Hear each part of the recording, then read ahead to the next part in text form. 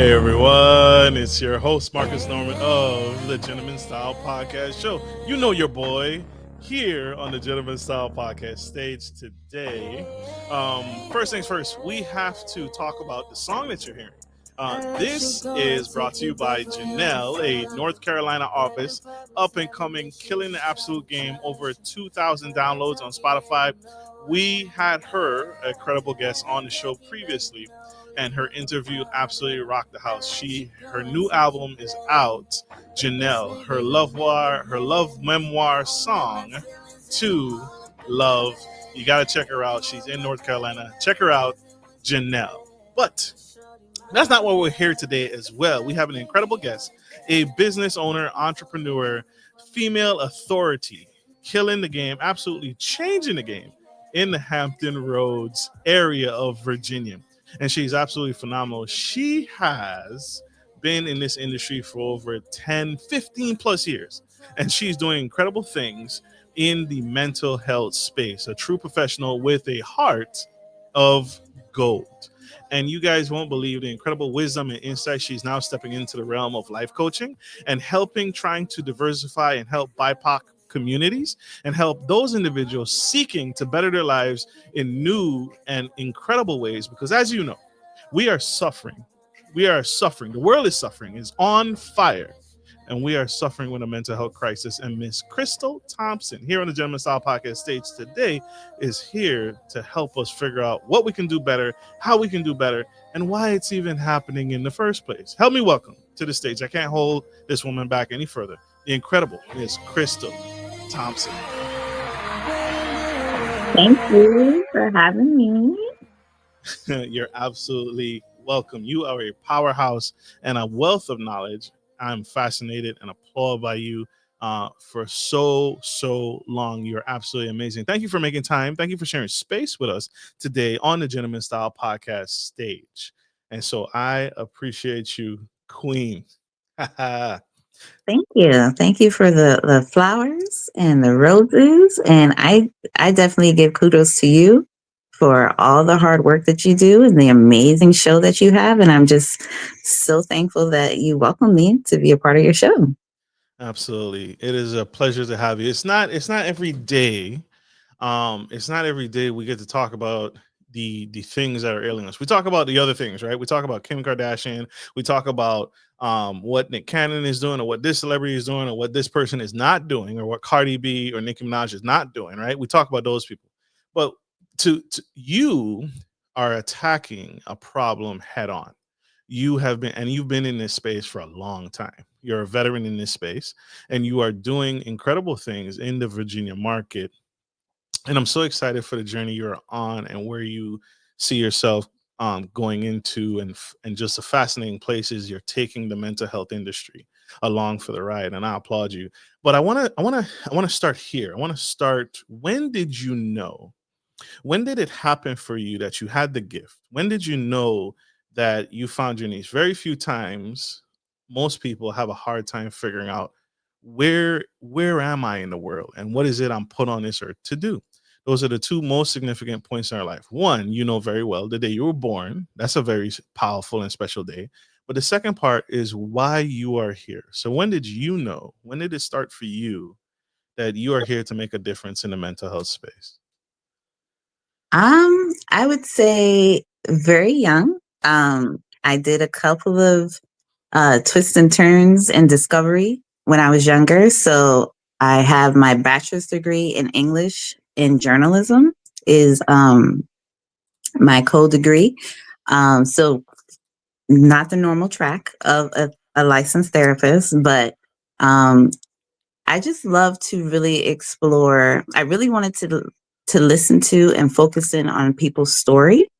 And then from that experience of journalism and really listening to people and giving the space and hearing their story and documenting their story, I was able to unfold that and impact that and step into the therapy realm and really help people take that story and reframe it into the empowering person that I know that they are. So I really just love hearing people, their journey, and now I get to be a guide to bring them to greater things.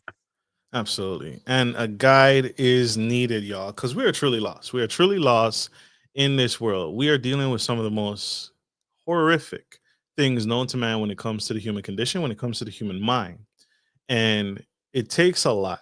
It takes a lot to do what you do and to see what you see and to hear and feel what others feel. What is your superpower so others can understand why you do what you do? What is your superpower as a mental health professional in this industry and veteran? Um, I have very much of a humanistic approach. So I definitely can delve into the clinical world and clinical terms, but I really love to keep it layman's terms. I love to keep it just the human approach.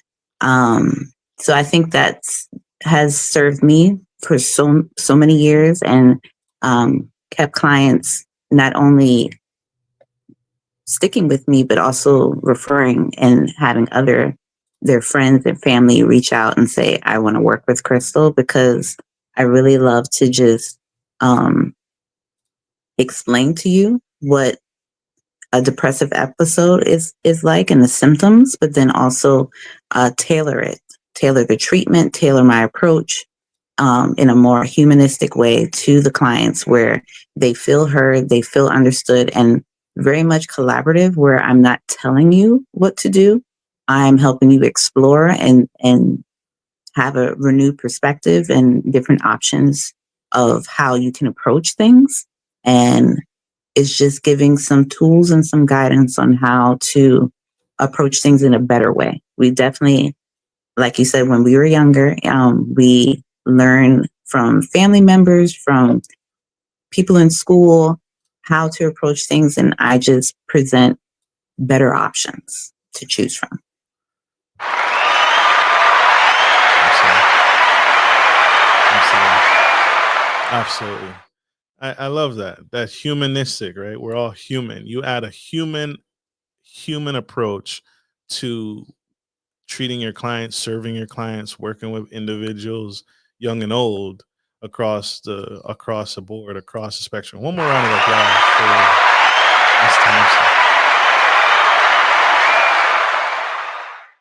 I want to stay one right here for one more minute. How was there ever a time, again, 15 years of experience is a long time, and you've amassed a wealth of knowledge, a plethora of knowledge in this space. Was there ever a time you wanted to walk away from this work? You ever felt overwhelmed and you said, enough is enough. Maybe this isn't for me. And clearly you're here today still doing the great works that you're doing. But was there ever a time you wanted to walk away from this work and what pulled you back in? Not fully walk away. I've definitely had my experience of burnout periods where um, I originally wanted to only work with children. I absolutely love working with children. I love being around children. They light up my world. But when I worked in a children's hospital, I definitely felt the burnout. I definitely felt like I needed to find more creative ways to support the children that I absolutely love. And I was recognizing and working in the children's hospital that it was a behavioral health hospital for children, that we would work with them for 3 months, 6 months, maybe 2 years, but then send them back into the same environment in which they came from.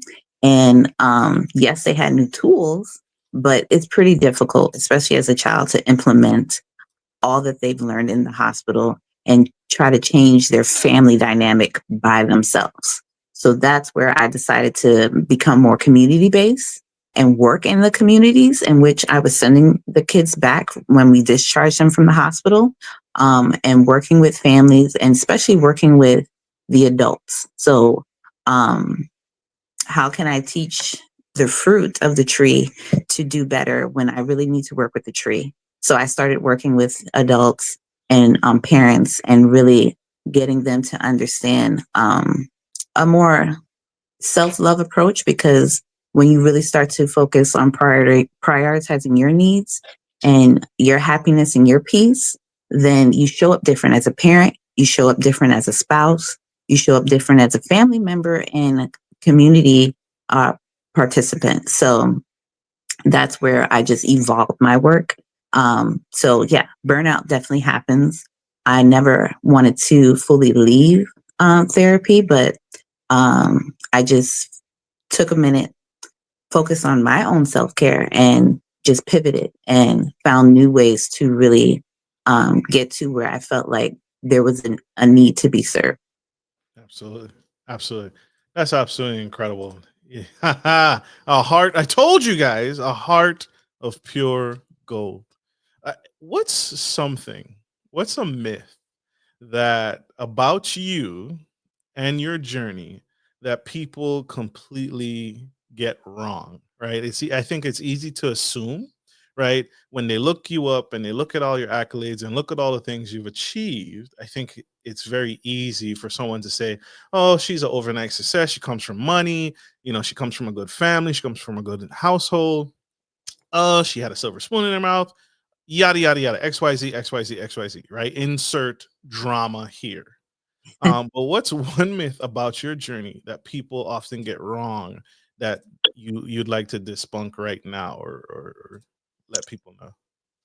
I think I'm so passionate about being the source of love for yourself and for others because I grew up in hard times. I grew up in the Bronx in New York, and okay, I definitely wasn't in like the poorest of the poor, but my family struggled. We had to figure it out. We had to. I definitely witnessed and observed my family going through their own personal strifes, individually and collectively as a family. So sometimes we had money, sometimes we had groceries, sometimes we did not. Um, as well as me figuring my own life out. And my father wasn't part of my life. My mom was in and out of my life. My grandparents were really the ones that raised me. And I'm so grateful for them. But they were going through their own tough strikes that I had to observe and choose to, you know, participate, take on as my narrative for life, or not to, and learn from that, even learning from their mistakes, learning from their heartbreak, um, and rediscovering how I was going to show up in the world. And I definitely worked hard to get to the position I'm in. For my master's program, I paid it for myself, a lot of student loans. And I had to figure out how to start this business because I saw there was a need for not only representation as a woman of color, um, there was a need for leadership, and the way that I was recognizing when I worked in community based, inpatient, outpatient, um, micro and macro settings that many of the owners were business based and not clinical. So now I get to represent twofold and come from a clinical aspect as well as a business aspect. So I really enjoy what I do. Absolutely.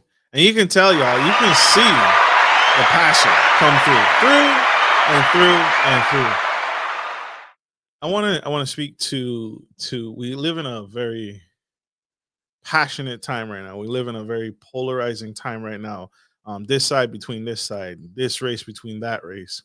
I want to talk to you, the individual. How is your identity as a Black woman? As I peruse your website, as I peruse your web page, how has your identity as a Black woman in the industry that you're in shaped your leadership style, shaped you as a mentor, a leader?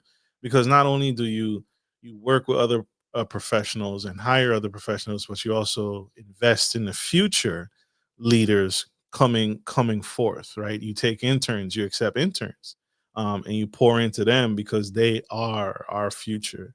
And so, how has your identity as a Black woman, African American woman, shaped your leadership style in the mental health space today? Um, I definitely believe in reaching back. Um, like where I shared before, for example, I will say to a client that, yes, you are going through an episode of depression, and these are the symptoms that I observe. But I will also add in, for example, the stereotypical angry Black woman is really can be is really attached to anxiety. So I hear it and see it differently. So I can walk into a room and I'm seeing it through a woman of color's lens, where a client may be angry, upset, and frustrated, and it's coming across in aggression, it's coming across in foul language, but I'm really hearing the fear, the anxiety, and the sadness. And we've been typecasted, and I say we, women of color, people of color, have been put into these small boxes, and we try so hard to not be seen as aggressive, not be seen as incapable, not be seen as angry or not able to communicate. And just saying to my clients, saying to my colleagues, saying to my peers, and those who are under my supervision, that you hear it differently, and say that, be honest, because that's what clients want to hear. Consumers want representation. They want to be fully heard and understood in the way that we can, just something, it doesn't even have to be verbal. It could be like a head nod, or a certain way that we just, um, wink at each other, that I can fully understand what you're saying and where you're coming from and what you're feeling. Um, and I'm able to hold space for that, where in a society like today, we're not able to be heard. There is little to no spaces for us, and the spaces that we did create are being taken away from us. So I'm very proud, as well as honored, to hold the space, um, for anyone that really wants to just have a moment to be heard and process their thoughts and feelings and share their experiences. Um, and it shows up differently for everyone. Like, someone could lose their fur baby, their cat, and it could be completely devastating, and they need to have 6 months of grief or more. And then someone, it could be like, it's just a cat. So I really, again, love to tailor it, because there is textbook, but the gift in my training is taking from the textbook and really tailoring it to my clients. I love that you brought that up. Textbook, right? There's textbook knowledge, and then there's real world application. Do you think the schools are doing an adequate job in preparing up and coming mental health professionals in the space? Or were they training clinicians to be culturally competent, or just culturally polite? Hey, don't offend anybody, don't mention religion. Are they really doing the deep down dirty work in preparing our future therapists? How do your thoughts on the space? In my experience, in my education, as well as my experience with incoming interns, um, the school is doing their due justice to have students prepared for our licensing board. So our exams and what we are required to know in laws, ethics, and rulings, to ensure that we are providing ethical practice that will not further harm our clients. I think real world experience, like your own personal life, um, as well as experience in the field makes you kind of like carves you out to be a clinician. I think for me, especially me being a grief specialist, I've experienced death so much in my life that I've embraced it and fully understood that, yes, it is no matter what religion, no matter what background you come from, death is going to be a part of life. And I've learned to celebrate life and as well as celebrate the transition of death. So that's where many people fear death or don't or try to avoid death. But for me, I've learned to celebrate the life you have because tomorrow's not promised. It's absolutely not. It's absolutely not. Eh, Do you feel? Do you feel people? When I think coming up in this industry, I think people see mental health as something the aristocrats have access to, only the wealthy, only the rich have access to. But there is a actual crisis. There's a no kidding crisis. We are not succeeding. We're not doing well. There's a real mental health crisis, especially with your background coming from working with kids and young adults and young children. There's a true mental health crisis, and I don't think that's talked about enough. The U.S. Surgeon General has called it an urgent public health crisis, a devastating decline in the mental health of kids across the country. According to the CDC, the rates of suicide, self-harm, anxiety, and depression are up among adolescents. Is there any group that's not being impacted? No, we're seeing it all. Kids, who come from very well-off families, kids who don't, kids who are suburban, kids who are urban, kids who are rural. We're seeing it all. This is 48 days, and for children, it's often longer. What does it say to you that the place they have to come is the emergency room? That there's something wrong with our system. The emergency room should not be the place to I have a couple questions for you to answer on the iPad. To manage the mental health crisis and heavy caseload, Dr. Pickett introduced an iPad with a series of questions that screen the mental health of every child 10 and older who comes to your family would be better off if you were dead. Harsh questions that can be lifesavers to the kids. Your generation, got hit with this in what's supposed to be kind of a fun, carefree time. What was lost? What did you guys lose during the pandemic? Myself. Yourself. Kids are able to see their friends again and play sports, that this would all go away. Has it? No. No, I've noticed that the wait lists are longer. Kids are struggling with more anxiety, more depression. It was over 50 of them that just flooded my mind. I don't really know if it was from all the just antisocialness. And so having the therapist in our clinic to really just get a team together, discuss that patient and family together, to bounce ideas off of each other, because we both know them so well. Find mental health resources for kids and families in crisis at 60minutesovertime.com. Watching that video really hurts, right? I think too many people think mental health is just something to do. It's only for the super wealthy. It's only for the rich.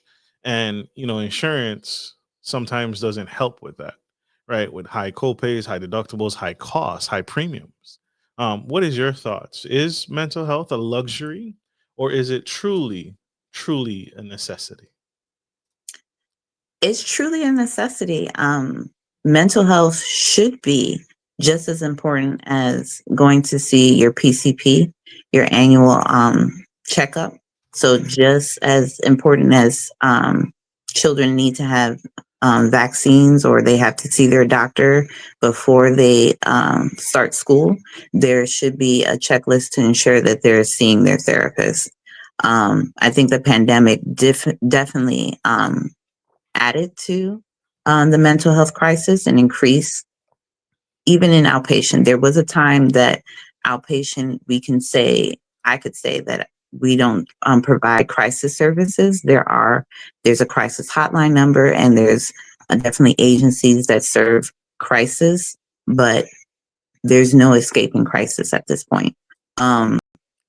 and I'm not trying to escape it. I'm trying to ensure that we have the proper protocols. So if there's a phone call or there's, suicidal ideation at 2 o'clock in the morning, we need to have the proper staff and the protocols to ensure that that individual is heard and they're safe and they're provided resources to ensure that it doesn't escalate to a life-threatening situation.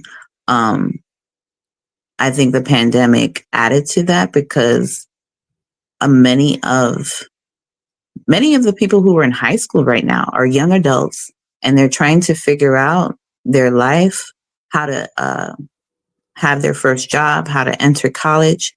But again, where you and I have grown up in high school, we had that social piece, we had that family connection, we had the community. They were isolated.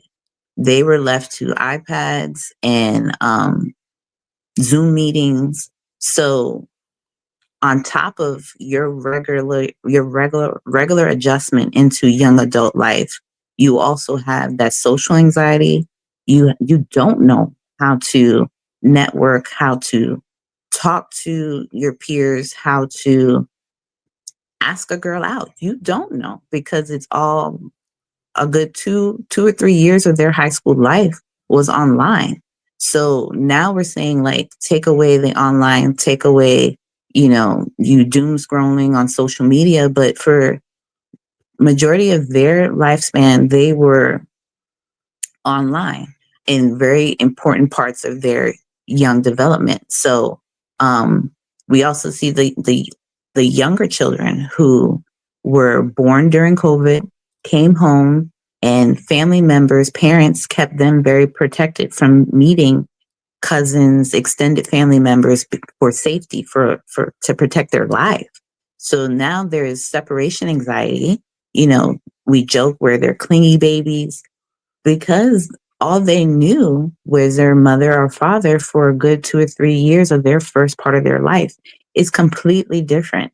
And I don't think my field nor society has really prepared for that. And we're adjusting as it goes, but I'm not shocked as to why the suicidal ideation, thoughts of suicide has increased over time. And, right now, coping is a very difficult, where we would think, okay, you have these options. And before it would have been like, I'm struggling with my self-esteem. And before, simple coping skills or go-to things was like, okay, go outside, work out, talk to friends. They didn't have access to that during COVID. So they were going online. And we know online on social media is not always the kindest and nicest and loving and more healthy. So they had to face with people's criticism that are really mean and cruel.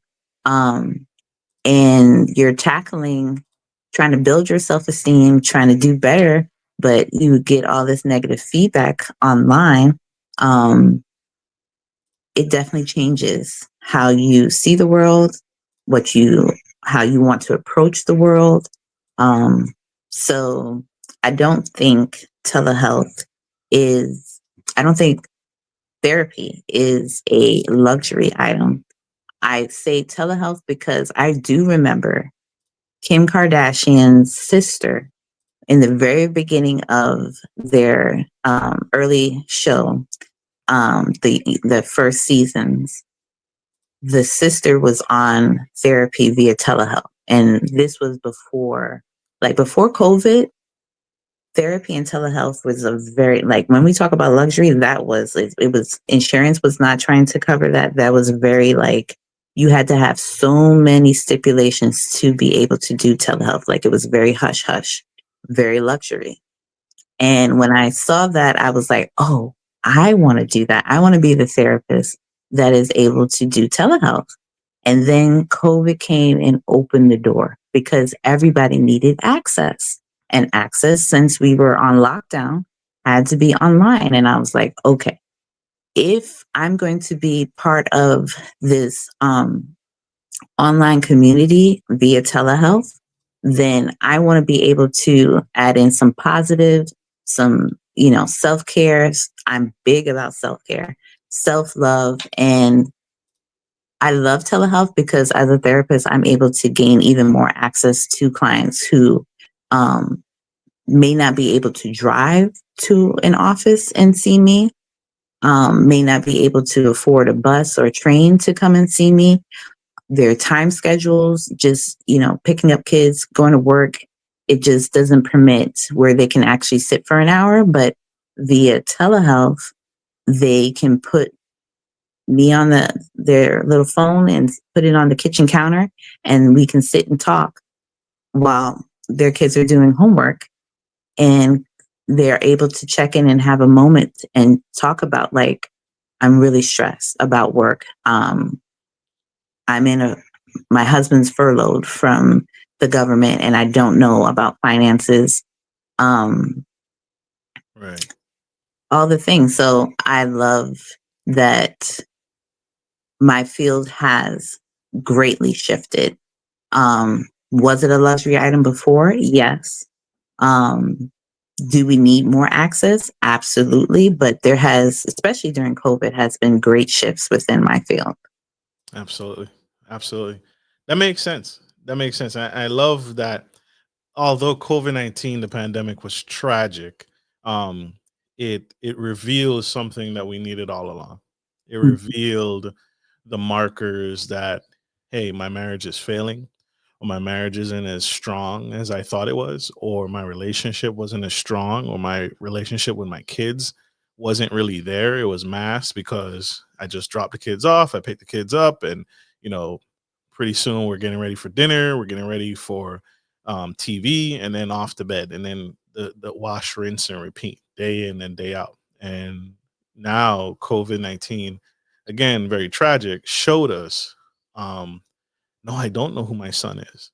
Now I see the bad kid, the badass kid that my teacher was telling me about in these report cards. Now I see it day to day because it's right in front of my face and I can't escape it.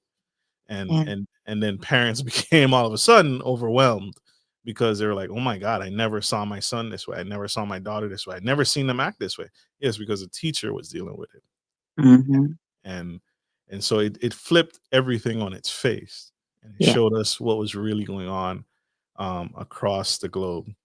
If you could wave a magic wand about in mental health and change something, what's one thing the mental health field needs to stop doing today immediately? What's one thing that you would change?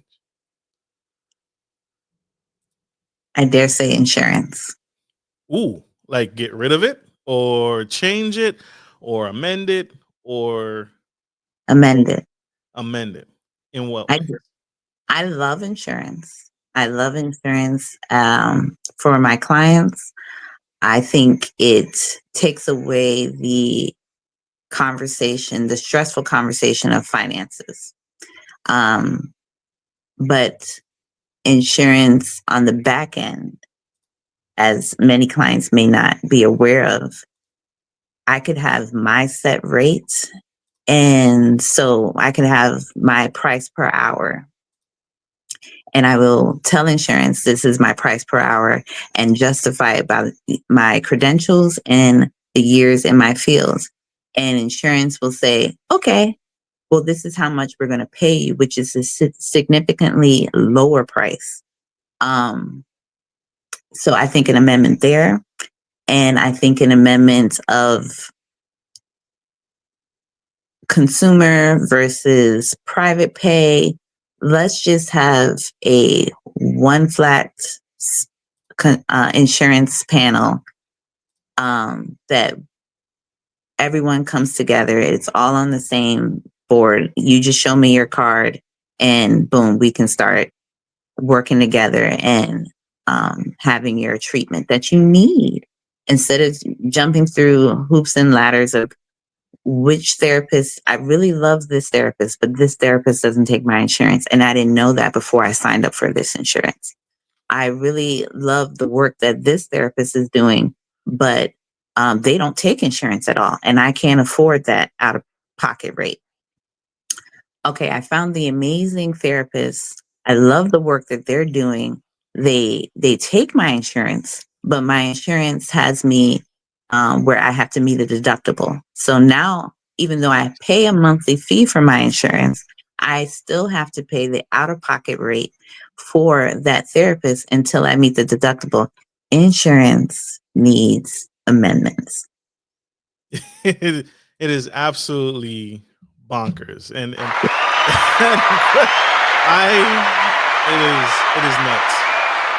You know, to well, very well said. The insanity of insurance, right? I remember I used to work. I used to work a 9 to 5 job. And at the 9 to 5 job, one of the things when you're onboarding is you got to pick your policy plan. The company pays for XYZ plans and you have to pick one. And I remember, now I come from the world of insurance. So I sold health insurance to people. So I had a better understanding. I wasn't an expert, but I had a better understanding of how it works.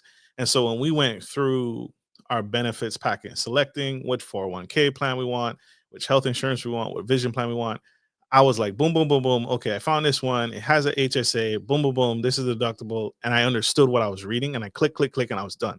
My coworkers at the time were struggling, Yeah. right? And they realized, Marcus, you're finished. You already picked your plan. And I said, yeah, I found this plan. It has this health insurance card. The company actually puts money on the card for me to help cover the cost of my deductible. And it coincided. So the amount they put on the card matched my deductible. So how it should work is the company puts money on my HSA card. They help put some money on the card. I use that. So whenever I have a medical expense, I use the money that my employer put on the card, which was like $1,000, and the company gives you $1,200. So in essence, I should not have to pay anything ever because the Mhm. company's putting money on my HSA card for as long as I work here. And then once I hit my maximum, then my insurance plan that I selected paid 100%. Right. So I should never come out of pocket ever. Mhm. And when I explained that to my coworkers, they were like, oh my God, Marcus, I need that plan. Mhm. Because they had no Mhm. idea what they were reading, what they were understanding, because this has an out of pocket, this has a deductible, this has a copay. And they didn't understand how any of those things correlated. And so that correlate. And then, like you said, if my employer takes that out of my check, but if you look at your deductions and you see $400 every pay period, so you're paying for this high cost, high premium insurance plan that has this high 1,000, 2,000, $6,000 deductible. So you're paying $400. You have a $4,000 deductible, meaning you have to meet, in most instances, you have to meet that deductible before insurance will pay out. So in addition to the $400 that's coming out of my paycheck, I have to pay whatever the cost is for this therapy session, or whatever the cost is of my primary care doctor, or whatever the cost is XYZ. And then hopefully maybe one day out the grapevine, I might reach my out of pocket maximum. And then when I reach my out of pocket maximum, my insurance will pay 80% of the cost and I still have to pay the 20. Mind you, I still have to pay that monthly premium. It's insanity. That is nuts. On That top is of, we're not factoring in, you are knowledgeable, on top of, confident and going through, we're not factoring in someone who has to fill out that same paperwork, pick the same plan, but their mom just passed. They don't want to be here anymore. And they just want help. But I can't see them until they meet these check marks of a plan or have the financial means to see me. And that's where I feel like there needs to be big changes. absolutely. Absolutely.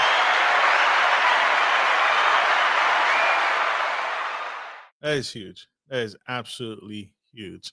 I want to speak to therapists as a whole, and I'll start with this one. The therapists in this area, in the Virginia area, are trash. Right? I'll say that. I can say that. the therapist experience here is very, very terrible. And I thank God for therapists like you who actually have invested back into your company, have invested back into making therapy affordable. One of the great things that is on your website that I love is that you actually, for those who are uninsured, they still have options, right? You provide a sliding scale, and you also have therapists on staff on the team that actually can see clients for $35 per session. And you have an Mhm. incredible team. You have a vast array. This is the website for those of you that can't see. For who are audio listening, you need to just go watch the YouTube because this will be on YouTube as well. But this is the website, and you make therapy approachable and affordable. You have a list of professionals and some professionals on here who actually will charge is $35 per session. That's it. No crazy loopholes, no copays, no deductibles, no loop-de-loops, right? No stories here. The professionals here in Virginia are terrible. My first example with experience of mental health professional here in the space is um went through their website, went online, booked an appointment, or I thought with the therapist. I selected 3 therapists, right? These 3 therapists should fit what I'm looking forward to work on and gain out of therapy. Out of the 3, 2 don't even respond to me. 2 of them don't respond. The third one responds 5 to 6 days later, right?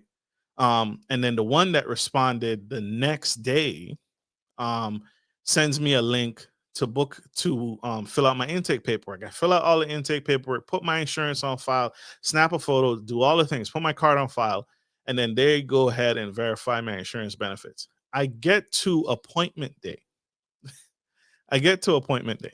I show up on a therapist's calendar. I get the link. I show up to the Zoom link. And the first thing out of her mouth is, I don't know how you got on my calendar. I stopped seeing clients like you a long time ago.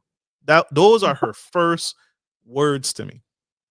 Needless to say, there was no more therapy after that. But as difficult as that process was, I stuck by it and stuck through and fulfilled all my responsibilities and obligations. Just for you to tell me you have no idea how I got on your calendar, you don't know why you're seeing me, and you don't take clients like me for whatever. And I'll let the crowd and the audience let that run wild with their imagination on what she meant by that. I chose not to engage anymore. And the biggest thing I can do is just stop patronizing someone, right? Um, but that was my first experience with therapy in Virginia. And I could go on and on. Nightmarish stories, not only for myself, but other people in this area about, therapists not showing up, not being in a professional setting. The therapist is half asleep in a bed with a bonnet on, right? Or she's at the grocery store shopping for groceries. Insert nightmarish drama here. Um, I could go on. What separates in your opinion, in your professional opinion, what separates a good therapist from a transformational therapist? Well, I'm sorry for your experience. Um, Thank you, thank you. That's my trauma. I Working hope it through it. doesn't. I hope it doesn't serve the whole state of Virginia, nor the whole field. There are transformational therapists out there. Like I said before, I truly, truly honor being selected and being a part of my client's journey. So I take the time where I ensure that I have things set aside. I'm not being interrupted. I don't have children in the background. I don't have, if I'm not feeling well, because I too am human and I can have a need to have a sick day, then I will communicate that with my clients. So therefore I'm not in bed. I'm not dyeing my hair in session. I am truly present. And that is very much the focus, is to be present. I also acknowledge how hard it took for a client to say, okay, I need help. I can't play around. I can't do it by myself. I really need support and help. And sending that email or calling and ensuring that on my back end as a business owner, that someone is answering the phones, because that is something where we talk about magic wands. In our field needs to change. I don't know if it's just the state of Virginia, but that is a major thing where front desk therapists are not answering phones. They're not responding to emails. It takes days to respond to emails, takes days to return voicemails. So I will say that we need to definitely work on that. And in me experience that personally, as well as observing it professionally, I ensure that Lifeologie Counseling Hampton Roads answers the phones. They respond to emails, and we ensure that the client feels welcomed and supported even before they schedule their first appointment. On top of, we offer consultations, free, complimentary 15-minute consultation, because you want to make sure you have the right fit with the therapist. Yes, their profile, their picture might look amazing. The bio that they have may really speak to you, but then when you're in session, you may not connect. So I think that's important to look for a therapist that has complimentary consultations, to make sure that they check all the things you needed, because it's really about you and what you need. And shop around. So if you feel like that wasn't a good fit, it is okay to shop around. I do say that as therapists, we've got to do better in making sure that our customer service is enhanced and tied into our treatment, because I personally experienced some really great therapists in Virginia. But I had to shop around and make sure that it was a great fit. For sure. For sure. Absolutely. Absolutely. You see how she's so humble, y'all. Beautiful and humble all in one. Another round of applause for the incredible Miss Thompson. That's big. What's one thing that you think that is underrated, that is needed, that's a skill that most therapists, if not all therapists, should, or every clinician should master, should have in their tool belt? And I think I know what you're gonna say, but I love to hear your thoughts on what you think every clinician who's in this space should have under their skill set. Empathy. I know it. I think that's huge. And being able to pivot. So in school, we're definitely taught the client comes in with their presenting problems. So they're stressed about work. The kids have stressed them out, and their spouse has just presented to them with divorce papers. They feel like their world is crumbling. So we document their presenting problems, like I just said, and then the symptoms. So they talk about how they're not able to sleep at night. They are not able, they're screaming at their children. So irritability, there's shifts in moods. They just have continuous thoughts that gets their brains going, that they're not able to focus on work. So those are the symptoms. And then we go into a treatment plan. And that really creates a huge separation between therapists and other life coaches, in other fields, because we go into the treatment plan. So from the presenting problems and the symptoms, we create a diagnosis. We rule out and select a diagnosis that best fits that criteria. So those symptoms and those presenting problems and how long this has been going on in your life. Then the diagnosis, we create 3 goals and 9 objectives. That's a very simple, basic treatment plan, but it's small goals that you as the client would create, as well as me as a therapist saying, we need to work on this as well.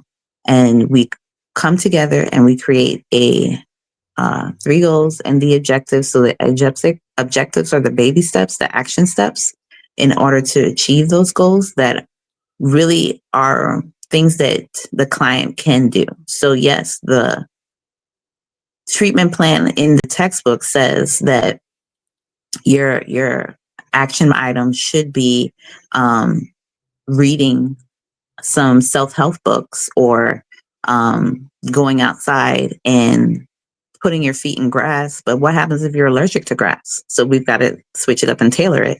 I see a lot of interns and therapists who have just graduated from their master's program who do not know how to step outside the rigor of a diagnosis and treatment plan. And they themselves start to have self-doubt and question.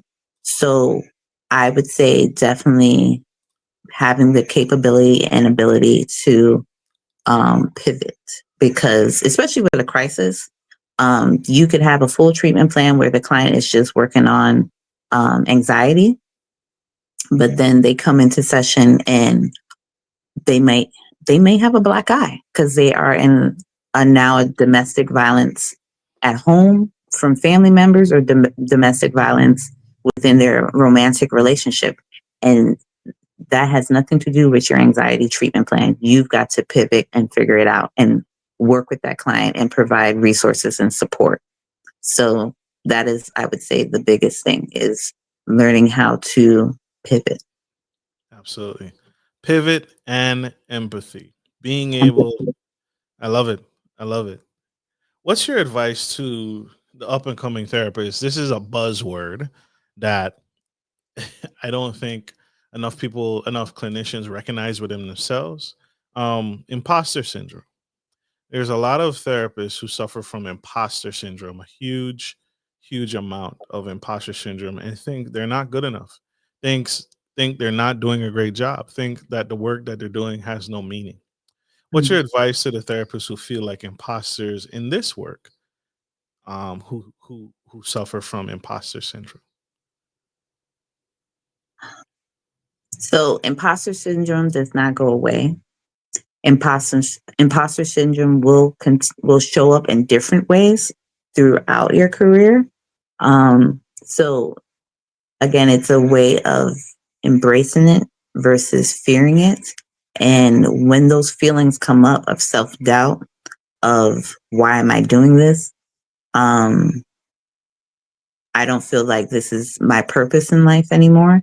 Then really sitting with those feelings, and sitting with those feelings means, okay, doing a pros and cons list, listing down what are the positive parts of this field and what you most enjoy showing up as a therapist, and what's the cons. What do you not like about this field, and what is frustrating to you about showing up as a therapist? And when the cons outweigh the pros, then really consulting with supervisors, colleagues, if this is truly for you. There can be a point that you've done it for 10, 20 years and this is not for you anymore. And that's okay. The biggest thing is to make sure that you continue to show up and be present and not cause further harm to the client. So if this is not for you anymore, that's okay. But be honest and truthful so you don't harm the client. And harm the client could be where the client shows up for session and you, the therapist, are frustrated, bored, not present, don't want to pay attention because this is no longer your calling. So it's not a clock in 9 to 5 and you leave it alone. You've got to make sure that you are taking care of yourself so you can be fully present, as well as making sure that this is still your purpose, this is still your calling. Absolutely. This is necessary. I want to touch on one more buzzword that I think a lot of clinical professionals suffer from is they want to make impact. They mean well. They want to make a difference in the client's life. They want to help them feel not so alone inside this huge, giant place we call the world. Um, the other buzzword is self disclosure. Sometimes therapists will self disclose things to be more relatable, but it's a double edged sword. It's a two-sided coin. What's your take on self disclosure in therapy? When is it powerful? When is it performative? Or when is it a bad idea? Self disclosure in therapy is powerful when there's a couple of things you got to do. First, you've got to ask the client, are they okay with that? Do they want to hear? Because really, they're paying for their hour. So maybe they don't care about your story. They don't want to hear your story because it's not about you. So asking them, is it okay that I provide some self disclosure? And the self disclosure should only be if given permission, if the client says, yes, I do want to hear, it should be some personal disclosure that serves the client.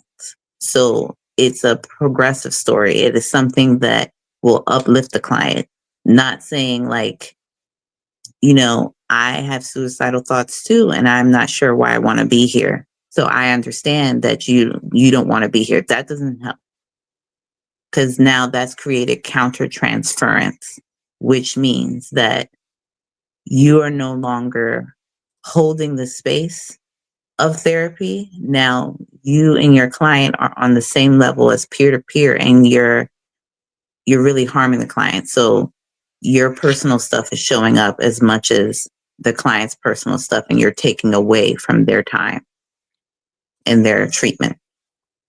Absolutely. Absolutely. So it is harmful. I forget the term. It's called trauma bonding. You can Yeah. trauma bond. You can actually link yourself in an unprofessional way, in a unhealthy way to your client. That's what I hear.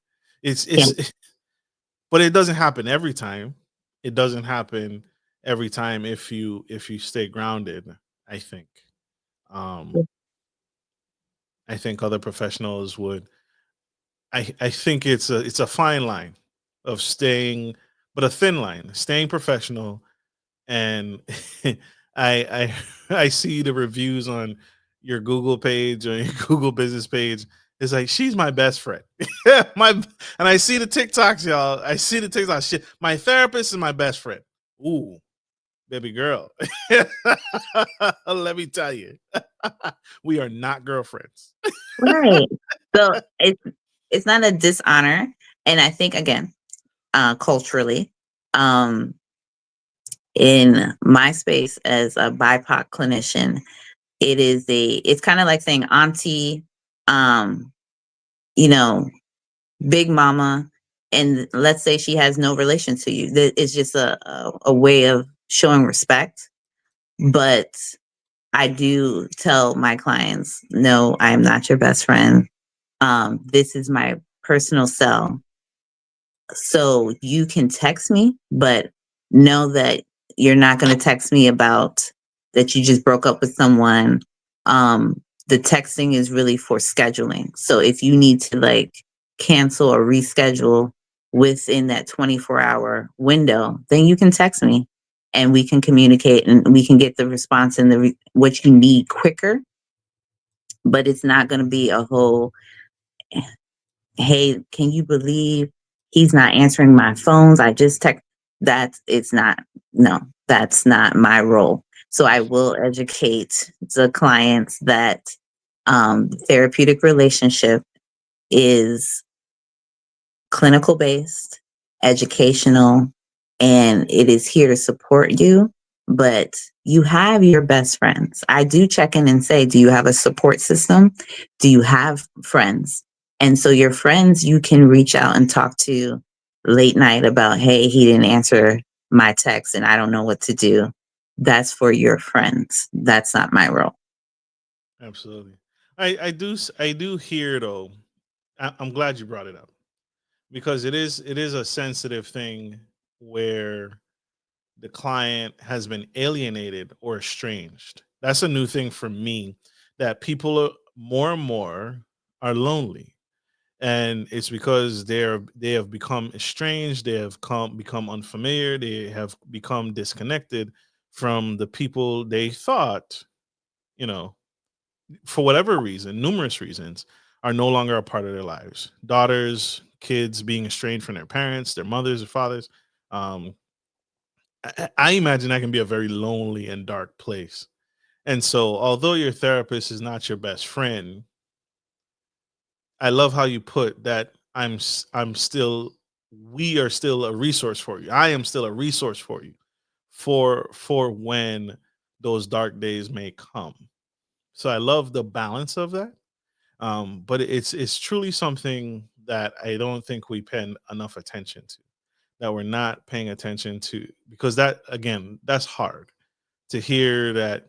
Like, for example, I remember hearing that this lady lost custody of her kids, but it wasn't to the biological father.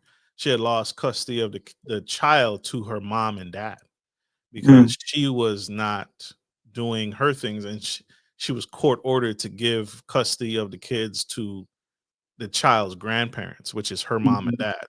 That mm, can that can make you feel very estranged. The people who raised you, wiped your butt, took your child away, and yeah, that can be a very uncomfortable place to be in. yeah, yeah. So, like we said before, there was a time where therapy was primarily emphasized in the luxury or the affluent community. But I would say today I'm thankful of the shifts that has occurred in my field, um, as well as me being recognized as a therapist. There's definitely was times that as a woman of color, I couldn't even attend school. So I would not be able to be in this position. Um, but I will say, no matter what financial background or racial background or religious background you come from, every single one of my clients wants to talk about a relationship, family dynamics, romantic relationships. All of them want to talk about a relationship. For some reason, they can say, okay, I got it. I'll take care of it. I'm not in depression. I don't have anxiety. But when that relationship, when mom is not talking to you and giving you the silent treatment, or, you're the person that say that you love is giving you the cold shoulder, or just not work things are not working out, communication's not working out, they're willing to stop everything and get the help that they need, no matter what background they come from, because they want to problem solve that relationship. So that is definitely an icebreaker for me, because I know majority of my clients want to talk about the relationships, but then I'm able to educate them that there's deeper aspects to that. So it could be your attachment style, it could be your lack of self-esteem, it could be your bipolar or borderline personality disorder, that is, you're not able to mask it anymore in the relationship, which is why it's causing issues, which is why you're here to talk to me about. So that's definitely a big thing, that no matter male or female, everybody wants to talk about a relationship. Absolutely, you gotta get it off the chest. Say it with your chest, y'all. Yeah. Say it with your chest. Absolutely. How do you stay grounded? How do you self? You mentioned this earlier, and I think it's a great point. Self care. How do you stay grounded when the weight of others' pain feels unbearable and can be unbearable at times? Because it is heavy as a therapist, where I can have 6 clients a day, 8 clients a day, and each hour can be someone's family member has passed away, someone's experienced sexual trauma, someone has experienced domestic violence, someone has just ended a relationship. What's Um, the worst? What's the worst thing you've experienced as a professional with a client? the worst thing I have experienced was definitely the domestic violence.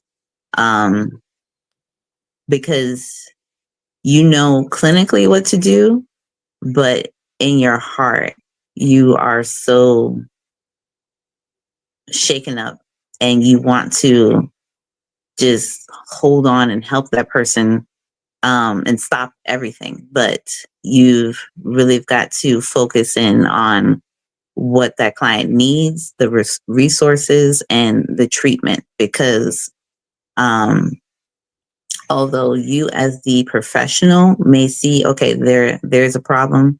They need to make different choices. They need to get out. Um, Understanding that the victim mindset, the individual who is in that domestic abuse relationship and is the victim, may not see it as they need to get out right now.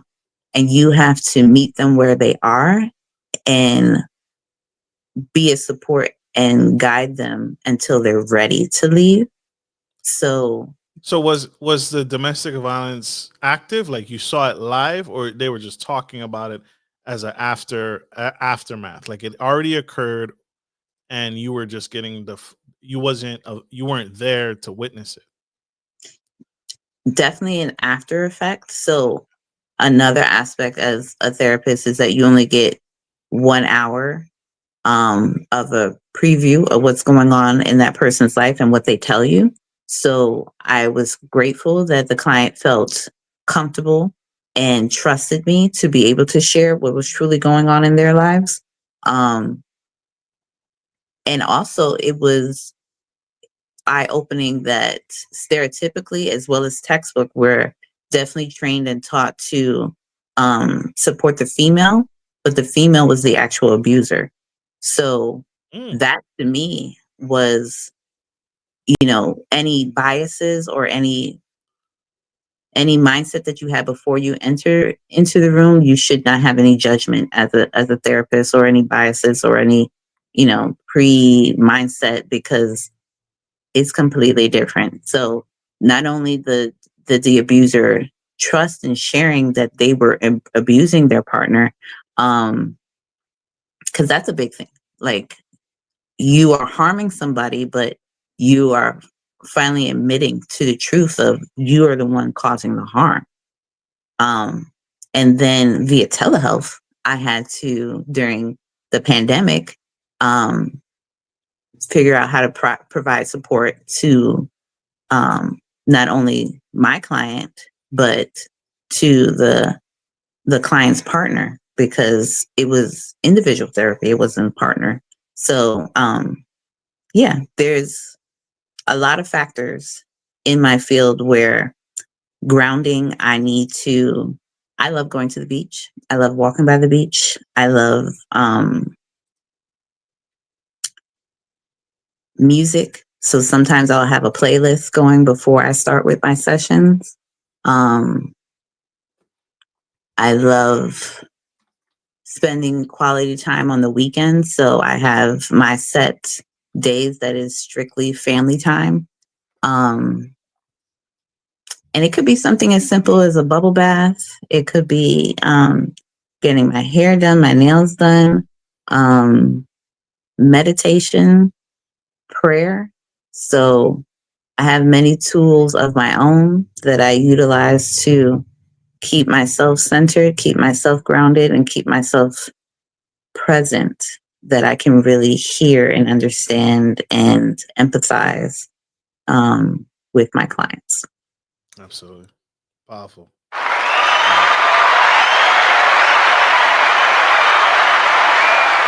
Huge.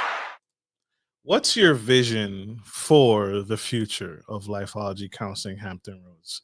Where do you see yourself? Where do you see the practice that you've built?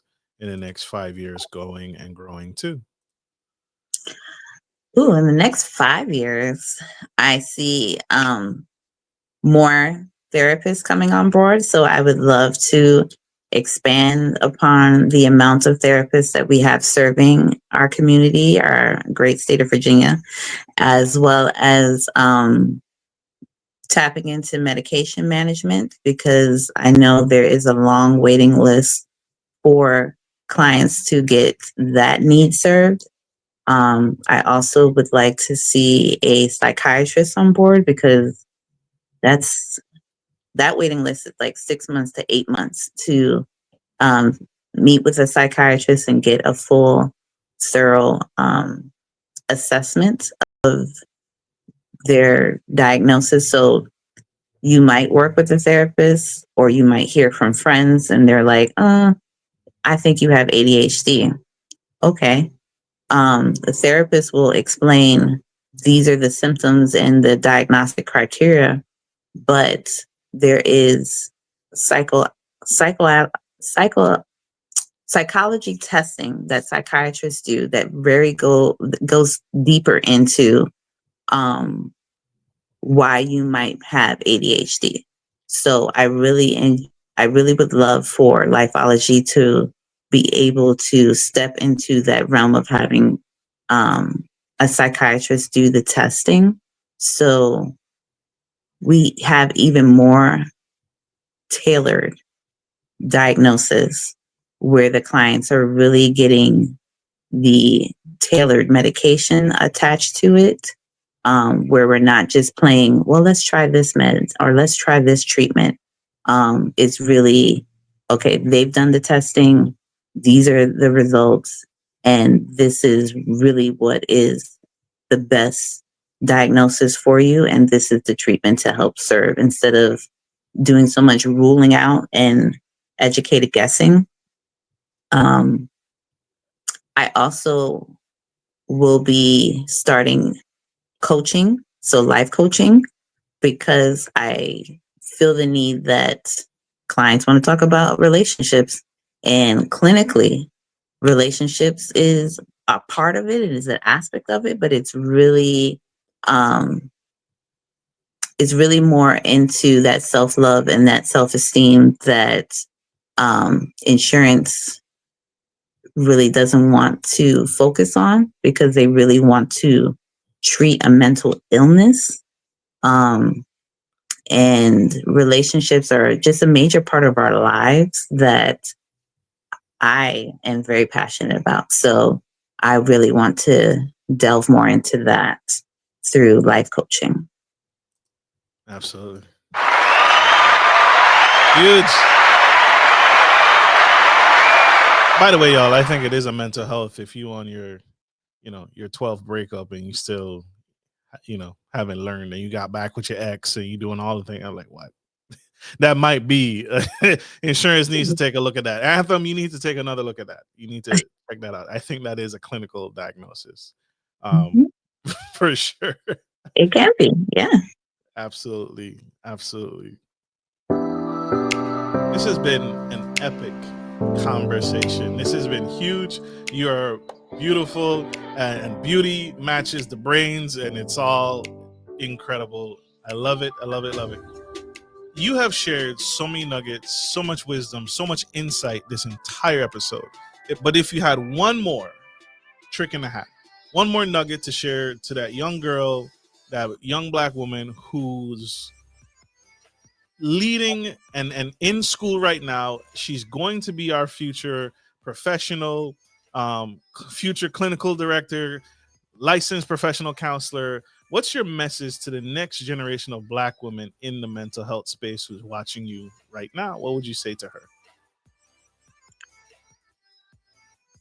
Be your own source of love, and everything that you're looking for on the outside is inside. And please reach back to our future community, our future upcoming younger clinicians, because we need you. We need you all. Absolutely. Absolutely. This has been a jam-packed episodes. Again, so much nuggets, so much wisdom. Thank you. French kiss.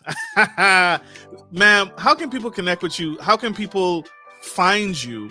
Find what you're doing, get connected, get on board. The train has left the station, but it's not too late to hop on board. How can people find you? Lifeologie Counseling Hampton Roads, WeFixBrains.com. Absolutely. Get it, y'all. Get on board. Get it. If you have no idea, if you've listened to nothing else, get connected to me and I will get you on board and get you to it. But make mental health important, y'all. I want to say this to you publicly. You are necessary. You are absolutely changing the world and absolutely changing the future of how the mental health space should be. And so never quit. We need you. Absolutely. Thank you. Absolutely. All right, y'all. We gotta go. We are out of time. We gotta let this incredible woman go. She has many more lives to change and many more mental health clients to serve in the Virginia market. So, like we end every show, take care of your friends, take care of your family, and always take care of business. This is Marcus, your favorite gentleman, and the incredible, super fragilistic espialidocious Miss Krystal Thompson, changing the absolute game. Love you guys. Bye.